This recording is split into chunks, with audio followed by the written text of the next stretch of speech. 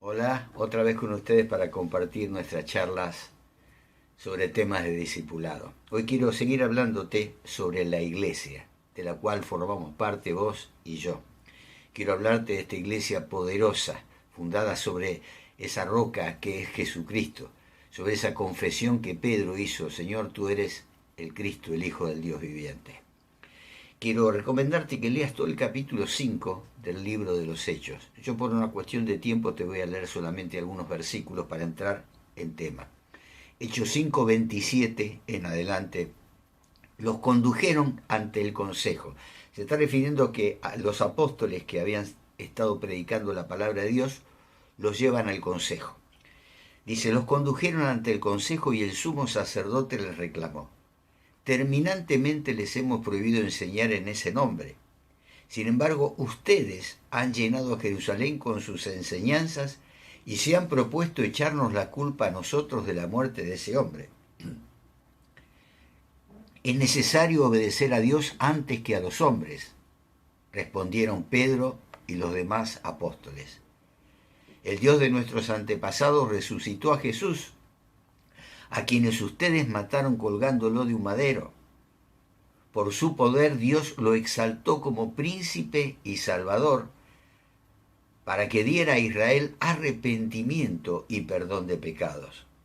Nosotros somos testigos de estos acontecimientos y también lo es el Espíritu Santo que Dios ha dado a quienes le obedecen. A los que oyeron esto se les subió la sangre a la cabeza y querían matarlos. Pero un fariseo llamado Gamaliel, maestro de la ley muy respetado por todo el pueblo, se puso en pie en el consejo y mandó que hicieran salir por un momento a los apóstoles. Luego dijo: hombres de Israel, piensen dos veces en lo que están a punto de hacer con estos hombres. Hace algún tiempo surgió Teudas, jactándose de ser alguien, y se le unieron unos 400 hombres, pero lo mataron y todos sus seguidores se dispersaron y allí se acabó todo.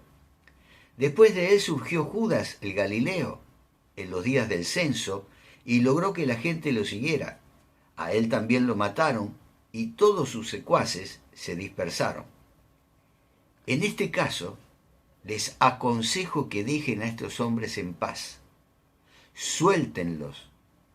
Si lo que se proponen y hacen es de origen humano, fracasará. Pero si es de Dios, no podrán destruirlos. Y ustedes se encontrarán luchando contra Dios. Y dice el pasaje que se dejaron persuadir por Gamaliel. La iglesia del Señor es indestructible. Todas las iglesias están marcadas por su experiencia vivida, por su historia, así como nuestra propia historia personal marca nuestra manera de ser y de pensar. A veces las experiencias conflictivas influyen para bien o para mal en nosotros, pero siempre por Jesucristo podemos tener la perspectiva de una vida mejor para nuestras vidas personales y también para nuestra iglesia. Al hablar de la iglesia como poderosa e indestructible, quiero hacer referencia a las palabras de Gamaliel en estos versículos 38 y 39. Sin embargo, me voy a referir también al carácter paradójico de esta cualidad de la iglesia, destacando también su fragilidad. Pensemos en la iglesia en sus dos aspectos. La iglesia como iglesia local, como la nuestra o como la tuya donde te congregás, y la iglesia universal, la iglesia de todos los tiempos en todas las ciudades donde se predica el santo evangelio del Señor. La iglesia local debe ser una expresión de esa iglesia universal. Con esto en mente, veamos ahora tres condiciones para considerar a la iglesia que será indestructible. O sea que esa iglesia será poderosa y permanecerá siempre y cuando se cumplan estas tres condiciones que vamos a mencionar ahora. Primero, la iglesia es indestructible mientras dependa por completo del Espíritu Santo. La iglesia será indestructible siempre y cuando dependa por completo del Espíritu Santo. La iglesia no es el resultado de una decisión humana o del esfuerzo humano. La iglesia es parte del plan de Dios en Jesucristo. Por lo tanto, no depende del esfuerzo humano. La iglesia se edifica por el ejercicio de los dones de cada uno de los miembros. Y esos dones los da Dios a través de su Espíritu. En toda iglesia local, toda mujer, todo hombre, toda señorita, todo joven, niño o niña, todos somos necesarios. Pero ninguno es indispensable. El único indispensable en la iglesia es el Espíritu Santo. En segundo lugar, podemos decir que la iglesia será indestructible mientras el actuar de Dios se manifieste en ella. Si el Espíritu Santo está en la iglesia, es de esperar que el actuar de Dios se vea reflejado. Este actuar de Dios muchas veces es de manera diferente a lo esperado. Hoy en día en muchas iglesias se privilegian los movimientos cristianos del actuar espectacular de Dios. A veces ese actuar espectacular en la salud o en la prosperidad milagrosa, en la expulsión de demonios, etc. Esto parece ser más atractivo que el sereno milagro de una vida transformada por Cristo, que el milagro de poder tener paz en medio de la adversidad, que el milagro de preocuparse por el necesitado. Y estos no son en ninguna manera milagros menores. Dios se hace presente en la iglesia cuando los creyentes se reúnen para adorarle. Dios se manifiesta cuando nos da el valor de hablar y vivir nuestra fe ante quienes no la comparten. Dios se manifiesta en su iglesia cuando los creyentes oramos por alguien que tiene necesidad. Dios se manifiesta en su iglesia cuando se muestra empatía, o sea, el mismo sentir con aquel hermano o hermana que está padeciendo una adversidad. Dios se manifiesta en la iglesia cuando visitamos a los enfermos. Dios se manifiesta cuando nuestros recursos pueden ayudar a un proyecto o a quienes pasan dificultades económicas. Dios se manifiesta cuando nuestra participación impacta la vida de la sociedad que nos rodea. Y estos, mis hermanos, no son milagros menores. Estas son manifestaciones de Dios y doy testimonio por mi experiencia personal que las he podido percibir en esta iglesia donde me congrego, donde soy pastor. Y Dios sigue haciéndose presente aun cuando existan las dificultades dentro de la iglesia. Este texto que hemos leído y el contexto que les aconsejé que leyeran todo el capítulo 5, se encuentra en medio del relato de dos situaciones conflictivas dentro de la iglesia. En el capítulo 4 del libro de los Hechos se relata el escándalo interno del engaño de Ananías y Zafira. En el capítulo 6 se relatan los malos entendidos étnicos contra las viudas de los griegos y las viudas de los judíos con respecto a la tensión que tenían cada una de ellas. Sin embargo, a pesar de esas dificultades internas, Dios seguía manifestándose en la iglesia y el evangelio seguía expandiéndose.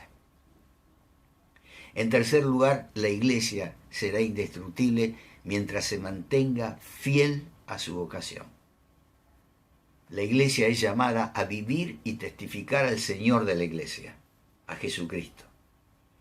Y esta fidelidad no es siempre sencilla. Aquí los apóstoles en este relato que hemos leído en el versículo 40, dice que fueron azotados. En los siguientes capítulos se narra el primer martirio de un creyente, Esteban. Esto nos permite ver que en ocasiones el testimonio viene acompañado de sufrimiento. Pero para estos creyentes esto era motivo de gozo. Dice que después de ser azotado, en el versículo 41 del capítulo 5 de Hechos, dice que salieron con gozo, dando gracias al Señor por poder servirle. Y esto es lo que Jesucristo da: paz y gozo en medio de la adversidad.